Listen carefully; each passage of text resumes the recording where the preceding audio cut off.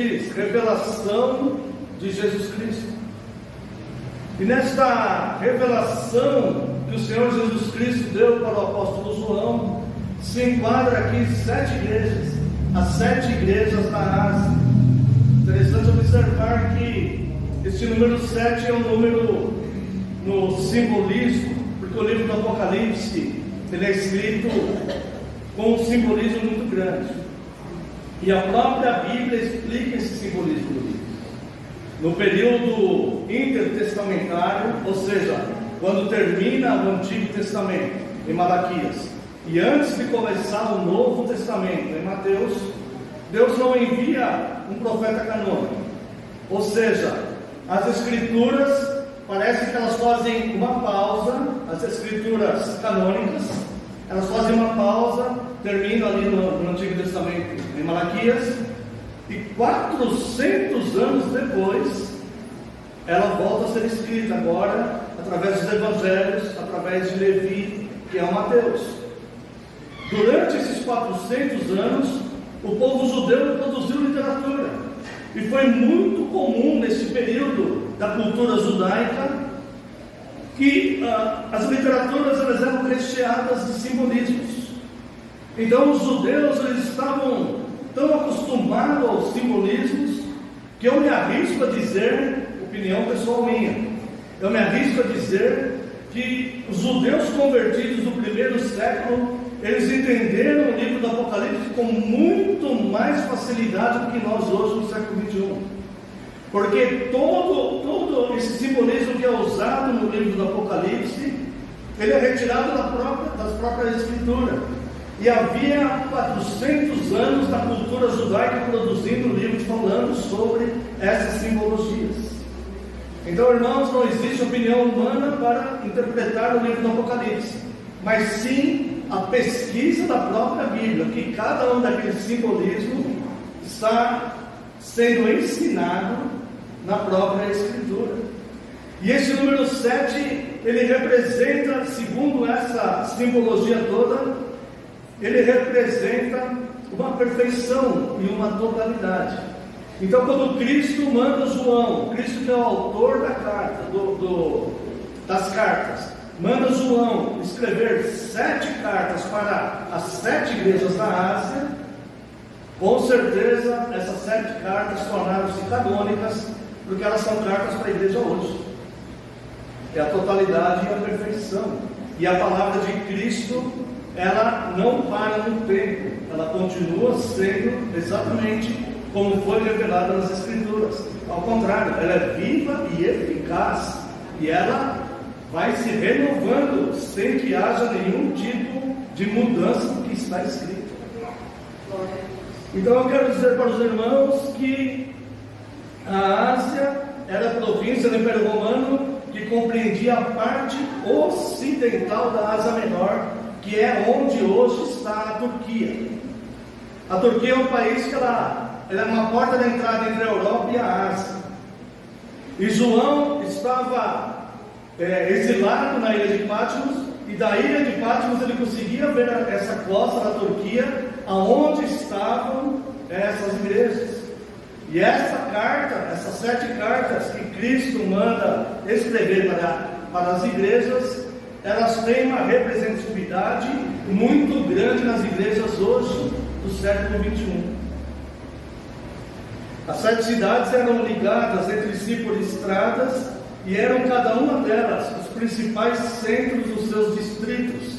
Elas representavam fortemente o que acontecia nas igrejas da Ásia. E eu quero dizer para os irmãos que se nós lermos as 7 cartas, nós vamos reconhecer coisas que acontecem nas igrejas hoje, não só no Brasil, mas no mundo. Um detalhe interessante é que das 7, somente Éfeso, a cidade de Éfeso, figura em outra parte da Bíblia, no Novo Testamento. Há uma grande relação entre Éfeso, a carta aos Efésios, e 1 e 2 Timóteo, porque Paulo pediu para Timóteo pastorear a igreja de Éfeso. Tiatira, que é uma outra cidade que recebeu também, é uma outra igreja que recebeu também uma dessas cartas de Cristo, era a cidade de Lídia, que se converteu em Atos dos Apóstolos 16. Laodiceia recebeu uma carta de Paulo.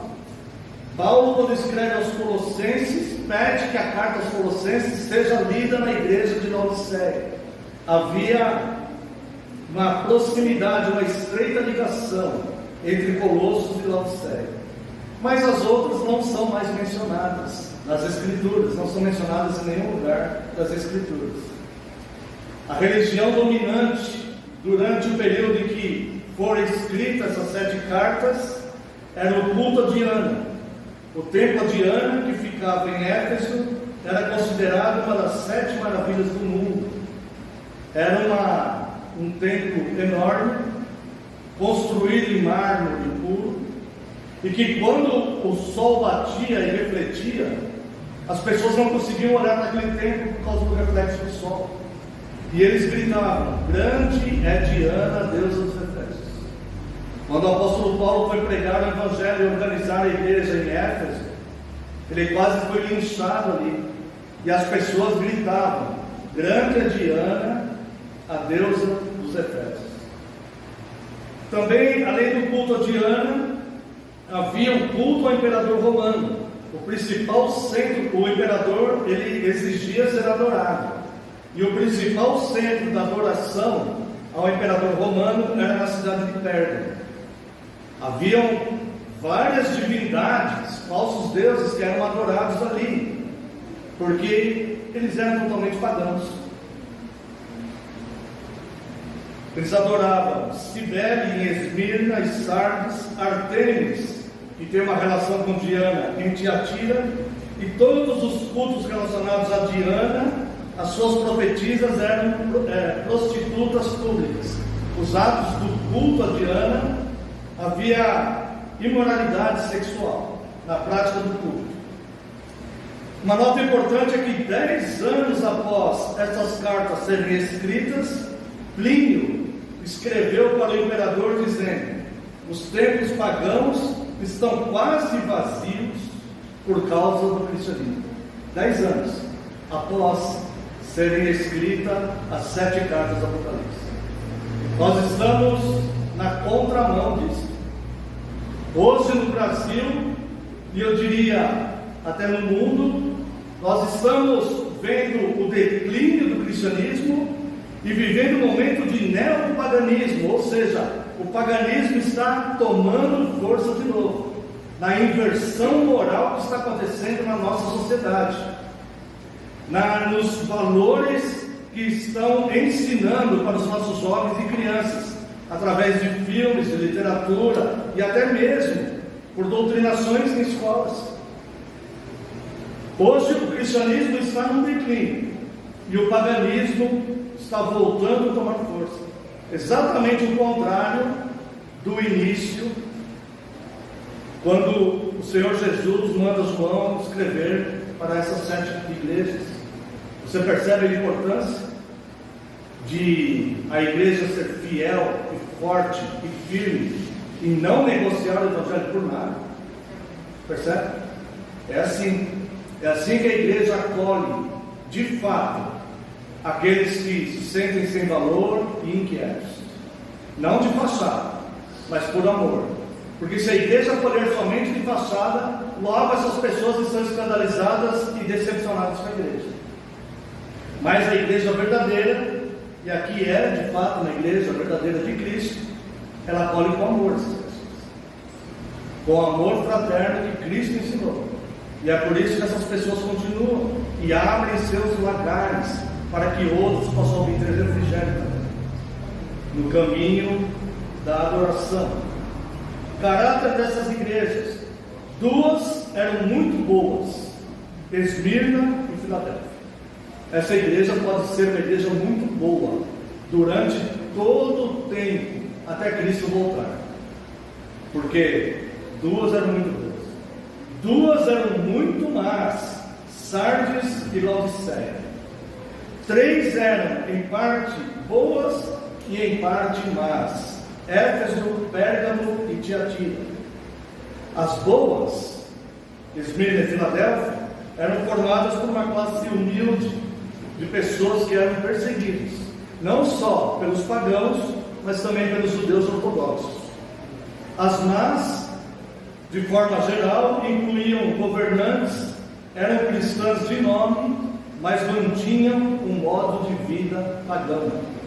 Isso é um fato que está acontecendo no Brasil hoje. Muitas pessoas proferem ou professam serem cristãs, mas vivem exatamente como as pessoas lá fora. As três, que não eram nem boas nem más. Éfeso era ortodoxa, mas era uma igreja indiferente. Pérgamo ainda era uma igreja herética, mas procurava ser fiel a Cristo. E Tiatira tolerava Jezabel, uma mulher que alegava ter um dom de profecia. Mas essa igreja começava a desenvolver, apesar desta falsa profetisa que a igreja tolerava, a igreja começava então a desenvolver um crescente zelo. Mas estava errado. Eu quero comentar apenas, eu vou ler apenas duas igrejas, Éfeso e Laodiceia, e as outras vou fazer apenas um pequeno comentário. Mas eu quero dizer para os irmãos que é bem possível que a igreja ou os irmãos individualmente se identifiquem com algumas dessas igrejas, de tão atual que é essa carta, essas 7 cartas, as 7 igrejas da Ásia. Contra essa igreja, como diz aqui no verso 4: tenho, porém, contra ti. Isso aqui serve para a igreja enquanto congregado, e serve para o indivíduo cristão, que quando congregado forma a igreja. A igreja é viva, formada por pessoas vivas. E ele diz aqui no verso 4: tenho, porém, contra ti. Que o Senhor Deus Todo-Poderoso, Senhor dos Exércitos, nunca fale isso com nós. Nunca fale isso. Tenho, porém, contra ti. Há que haver um zelo na vida de cada um de nós, ao vivermos e ao professarmos o santo nome de Cristo em nossas vidas. O sangue que nos foi aspergido, ele nos salva, mas o caminho para esta salvação é a santidade nele, em Cristo. Portanto, o Senhor Jesus, ele reconhece aqui nessa igreja de Éfeso obras, serviço piedoso, e ele elogia essas obras. Ele não é injusto, ele reconhece. Mas ele diz aqui algo bastante interessante: tenho, porém, contra ti. O Senhor Jesus Cristo, ele não nos impressiona com as nossas boas obras, mas ele quer a sinceridade do nosso amor. A lei do céu é o amor. Quem não ama é um fora da lei, da perspectiva do céu. Há que amar as pessoas, há que dar a outra face. Se alguém quiser tomar a sua túnica, dê a capa também. Se você tem 2 túnicas, dê uma a quem não tem. Se você tem um pão, divida no meio. Há que se ter amor, para que se professe o nome do Todo-Poderoso, do Senhor dos Exércitos. Essa igreja tem um nome, ela pertence a Cristo. Nós somos membros de um corpo, e sendo membros de um corpo, nós somos membros de nós mesmos, uns dos outros. Somos membros uns dos outros. E se você não ama aquele que está do seu lado, na congregação, como você amará a cabeça do corpo, que é Cristo? Tenho, porém, contra ti que abandonaste o teu primeiro amor. Continua fazendo boas obras, são elogiáveis as tuas obras, mas tenho contra ti que abandonaste o teu primeiro amor. E sem amor não há céu para ninguém, sem amor não há Cristo para ninguém, sem amor não há fé para ninguém, sem amor é só ilusão, porque o Deus de quem não ama é o seu próprio vento, e o seu destino é a perdição, como o apóstolo Paulo diz em uma de suas cartas. E o Senhor Jesus então aqui lhe diz: tenho porém contra ti que abandonaste o teu primeiro amor. Lembra-te, pois, de onde caíste, arrepende-te e volta à prática das primeiras obras. E se não, venho a ti e removerei do seu lugar o teu candeeiro, caso não te arrependas. Quem tem ouvidos, ouça o que o Espírito diz às igrejas. Ao vencedor dar-lhe-ei que se alimente da árvore da vida, que se encontra no paraíso de Deus. Olha como o Senhor Jesus, Ele ama a igreja. A igreja em que Ele constatou a falta de amor, Ele mostra o caminho. Não, calma, não acabou tudo ainda. Você não perdeu tudo ainda. Eu vou te mostrar um caminho ainda mais excelente, porque eu sou rico em perdoar. Todas as vezes que você não amou um dos meus pequeninos, calma que ainda não acabou. Eu sou rico em perdoar, e eu te aponto um caminho excelente. A minha proposta é que você se arrependa.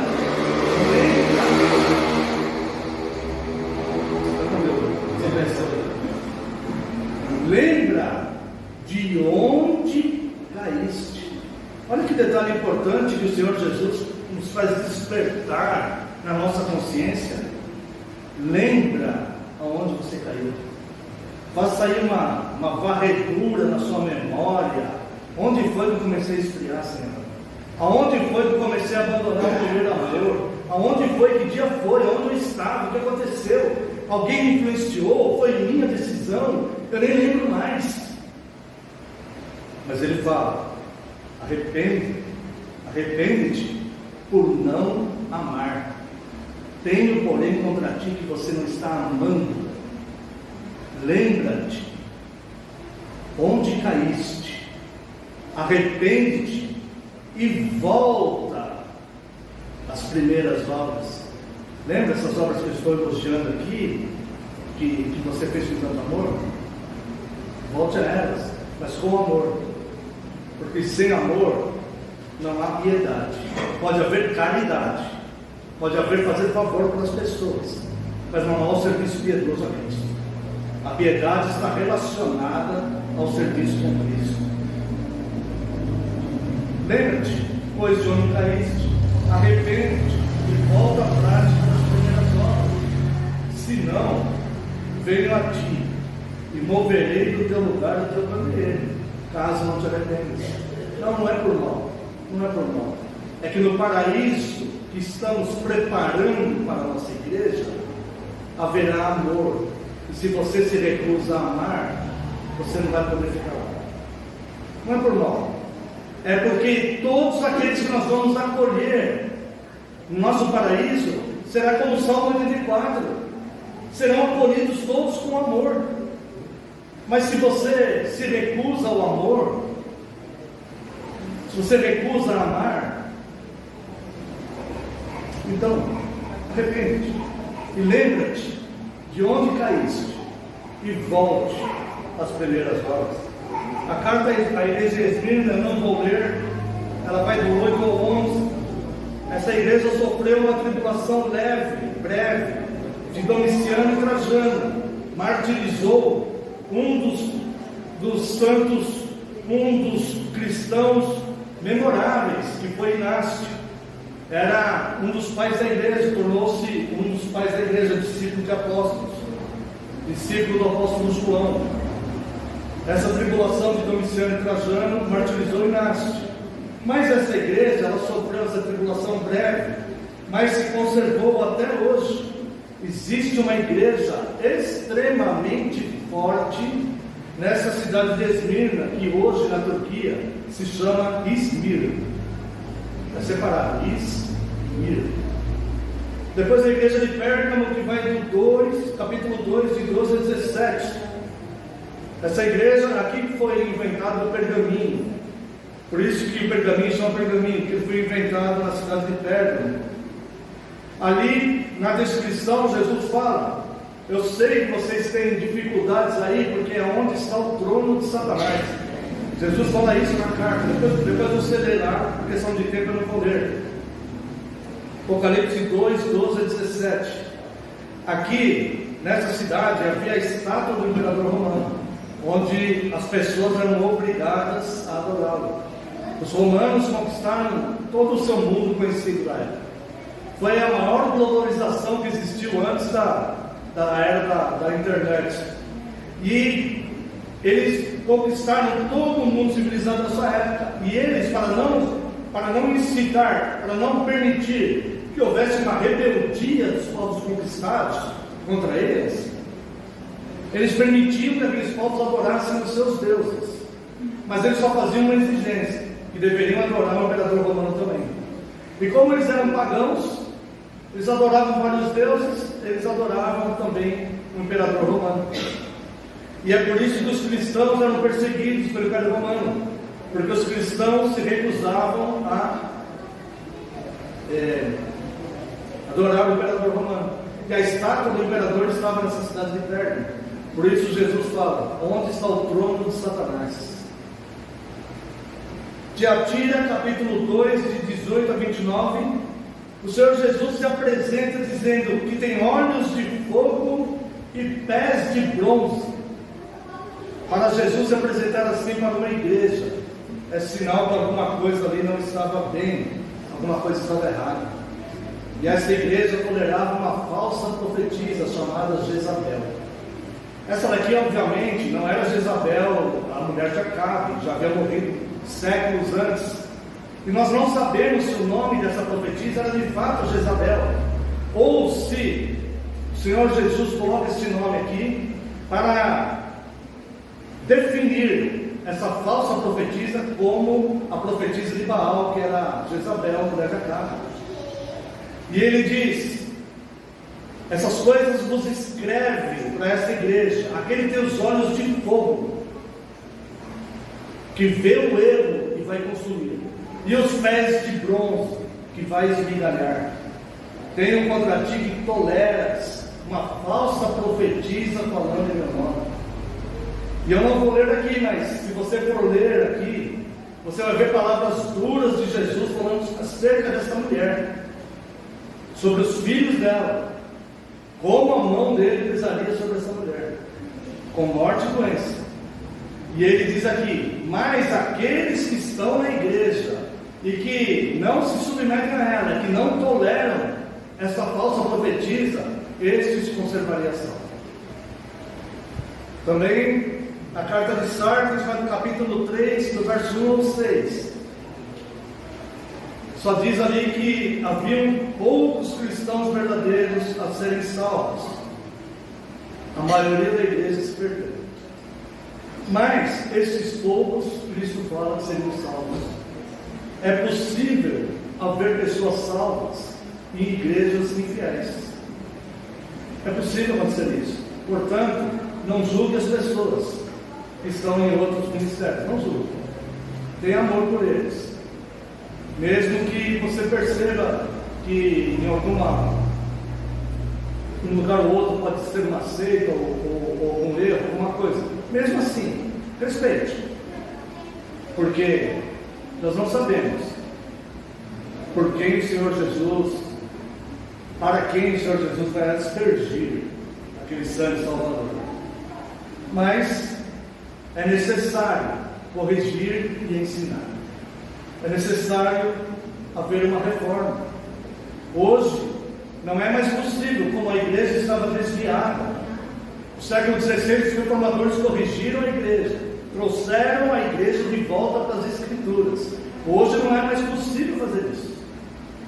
Mas cada um pode ser o seu próprio reformador, analisando as Escrituras e olhando para si mesmo. Eu estou certo diante das Escrituras? Não precisa nem acusar os outros. Basta olhar para as Escrituras e olhar para si mesmo. E quantas vezes eu me peguei errado? Quantas vezes? Tive Teve um pastor, logo na minha conversão, que ele dizia o seguinte, ele falava assim: entre a minha opinião e a opinião de outro homem, eu fico com a minha opinião. Entre a minha opinião e a opinião de Deus, eu fico com a opinião de Deus.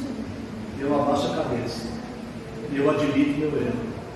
Então, cada um de nós, não é mais possível um grupo de reformadores reformar todos os equívocos e erros que são, mas é possível cada um de nós, com amor, sermos nossos próprios reformadores e olharmos para nós, e olharmos para as Escrituras e corrigirmos as nossas vidas sempre que houver necessidade. Se não houver, glória a Deus, mas eu creio que na vida de todos nós, infelizmente, né, irmãos? Eu falo até para minha própria vergonha, porque somos humanos e somos falhos, todos nós somos. Igreja de Filadélfia vai do capítulo 3, vai do versículo 7 ao 13. O Senhor Jesus disse que havia uma porta aberta que ninguém podia fechar. Isso quer dizer que a igreja vai receber os novos convertidos. Ninguém pode impedir isso. Ninguém pode impedir. Os crescimentos históricos da igreja foram os períodos de maior perseguição. O homem não pode impedir o agir de Deus. Então, existe uma porta aberta que ninguém pode fechar. A igreja vai ganhar convertidos, ninguém vai impedir. Mas haverá um livramento. Eu quero que capítulo 3, verso 10 da igreja de Filadélfia, só ler o versículo 10 aqui. Não vou ler a carta inteira, só o 10.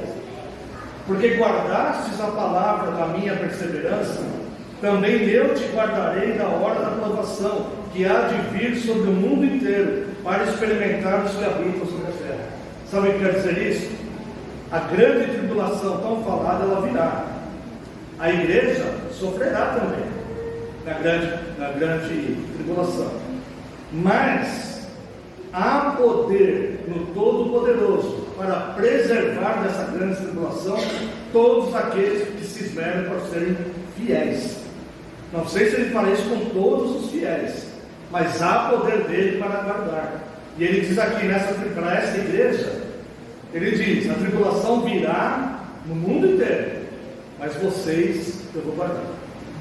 Vocês eu vou dar um livramento e preservar vocês em meio a esta tribulação.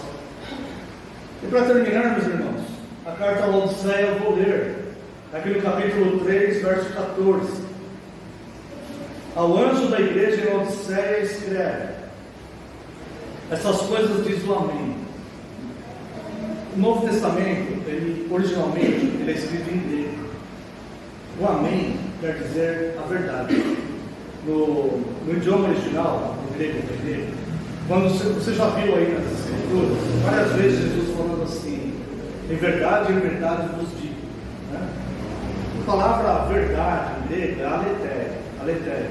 Mas o Amém, uma das representações do Amém é ser verdadeiro, incontestável, rocha, verdade absoluta. Tá? A verdade, ela se revela em si mesma. A verdade, ela é irrefutável. Ela se revela em si mesma. Porque se você falar que a verdade não existe, então é verdade que a verdade não existe.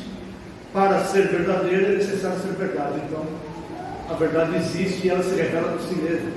Então, a palavra de Deus, no original, quando Jesus fala, em verdade vos digo, no original está amém, amém, lego. Amém, amém. E quando diz aqui amém, essas coisas diz o amém. Está querendo dizer aquele que se revela por si mesmo, aquele que é irrefutável, aquele que é verdadeiro, aquele que é a rocha. Essas coisas diz o amém, testemunha fiel e verdadeira, o princípio da criação de Deus. Conheço as tuas obras, que nem és quente nem frio.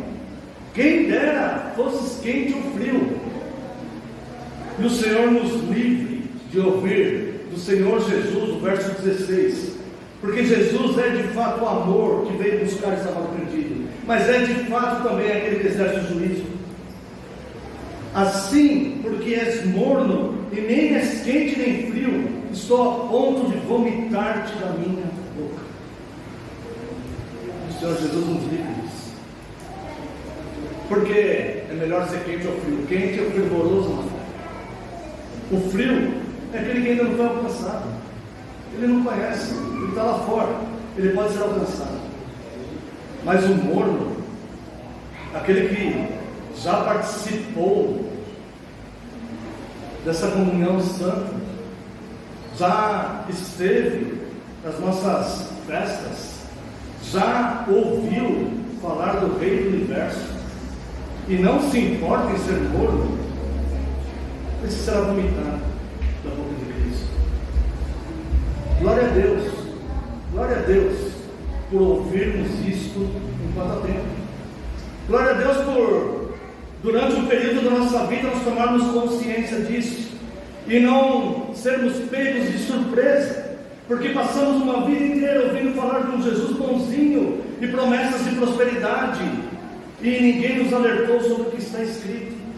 Mas ele alerta a igreja: quem dera fosse frio ou quente, mas como és morno, estou a ponto de vomitar-te na minha boca. Pois dizes: estou rico e abastado, não preciso de coisa alguma, e nem sabes que tu és infeliz, sim, miserável, pobre, cego e nu. Essas palavras são muito duras para quem só conhece meio Jesus, só conhece o Jesus que morreu na cruz, que veio buscar e salvar o perdido, mas não conhece o Jesus que vem vencendo e para vencer, com uma espada afiada nas suas mãos, para fazer juízo na terra, para separar o trigo do joio, para decretar a sentença, para a direita, bendito de meu Pai, para o reino que está prometido para você antes da fundação do mundo, para a esquerda, malditos. Jesus fala isso.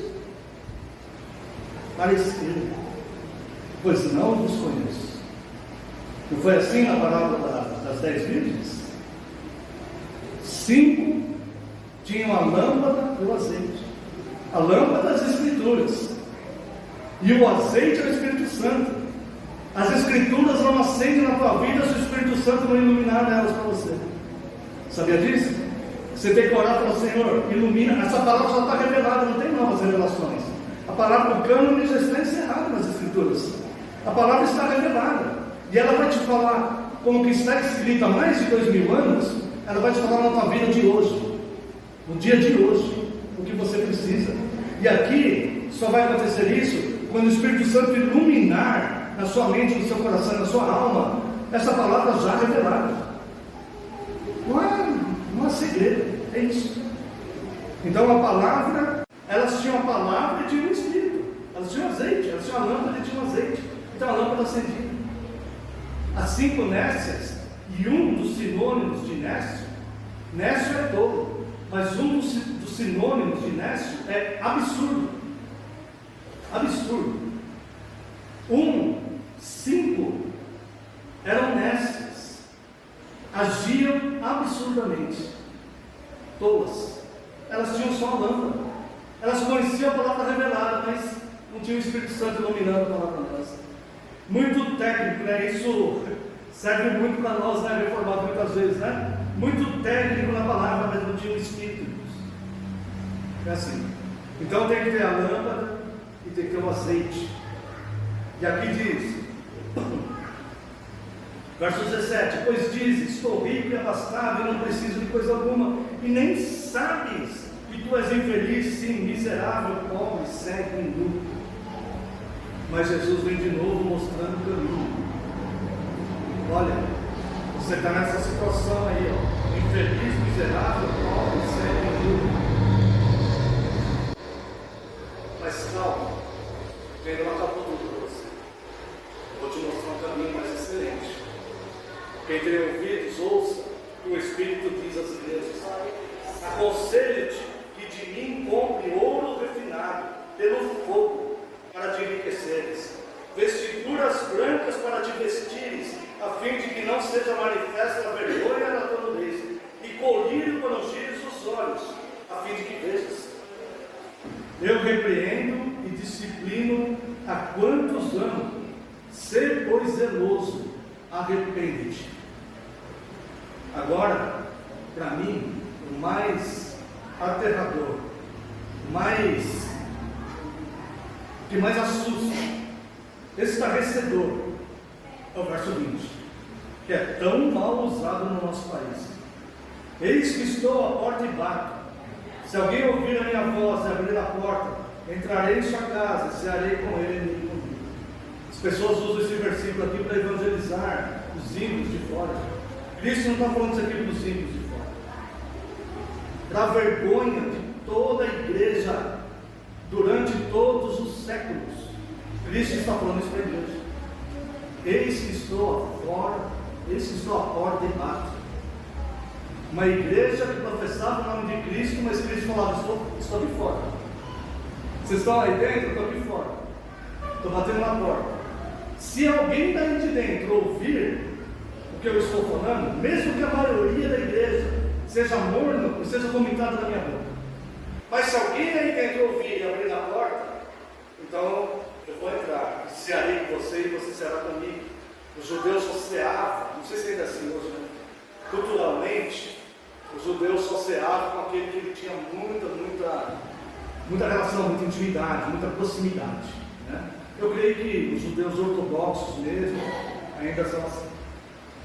Então, nessa mesma cidade de Laodiceia tinha um grande centro financeiro, uma indústria farmacêutica que fabricava o pó para colírio e uma indústria têxtil que era usada, era voltada para os nobres, para as pessoas que tinham um recurso financeiro, que usavam essas roupas fingidas. O centro financeiro, eles eram tão orgulhosos nessa cidade, não digo nem igreja, digo a cidade, né? Que uma vez houve um terremoto que acabou com a cidade. O Senado romano, em assembleia, votou uma grande ajuda para a igreja de Laodiceia. Sabe o que eles fizeram? Recusaram. Eles recusaram a ajuda do Império Romano para reconstruir a cidade. E eles reconstruíram eles mesmos. No trabalho deles mesmos, eles reconstruíram toda a cidade. Então, olha como eles eram muito orgulhosos. E é por isso que Jesus diz aqui no versículo 17: pois dizes, estou rico e abastado e não preciso de coisa alguma, e nem sabes que tu és infeliz, sim, miserável, pobre, cego e nu. Por isso que Jesus usa essas expressões, porque eles confiavam nas suas indústrias e no grande centro financeiro que era. E ele fala: aconselho-te que de mim compres ouro refinado pelo fogo, para te enriqueceres, vestiduras brancas para te vestires, a fim de que não seja manifesta a vergonha da tua nudez, e colírio para ungires os olhos, a fim de que vejas. Jesus, ele fala, como ele falou com o jovem rico. O jovem rico falou: já guarda esses mandamentos, uma coisa te falta. O coração dele está nas riquezas. Jesus aponta aqui para essa igreja onde é que está o coração dela. E ele fala: se é morno, vou vomitar-te da minha boca. Por fim, irmãos, concluindo, Esmirna e Filadélfia eram cidades com igrejas boas, e até hoje são cidades prósperas na Turquia, e essas igrejas, elas existem até hoje. Sardes e Laodiceia, cidades com igrejas más, agora são desertos, não há mais habitantes. Éfeso, seu candeeiro foi removido. Eles tiveram uma invasão dos godos, que era uma civilização que deu origem à Alemanha, a Germânia e depois a Alemanha. Esses godos, no ano 263, invadiram e destruíram toda a cidade. Eles conseguiram reconstruir de novo, mas chegou no ano 614, houve um terremoto e acabou com tudo. Hoje só há as ruínas em Éfeso. Talvez você veja na internet, ou quem vai visitar ali aquela região, vai visitar lá. Uma parte da cidade ficou em pé, mas é tudo mato agora. Ou seja, eles não voltaram ao primeiro amor, e o candeeiro foi removido. Tiatira, a cidade dos que não compactuavam com a falsa profetisa, foram guardados. Os que compactuavam com ela, o Senhor Jesus disse que se perderiam. Pérgamo também teve alguns que receberam um maná escondido e um novo nome, como Cristo fala, e foram salvos. Na igreja de Cristo, o pardal encontrou casa, a andorinha, ninho para si, onde acolhe seus filhotes. Eu encontrei o Deus vivo, Rei meu e Deus meu.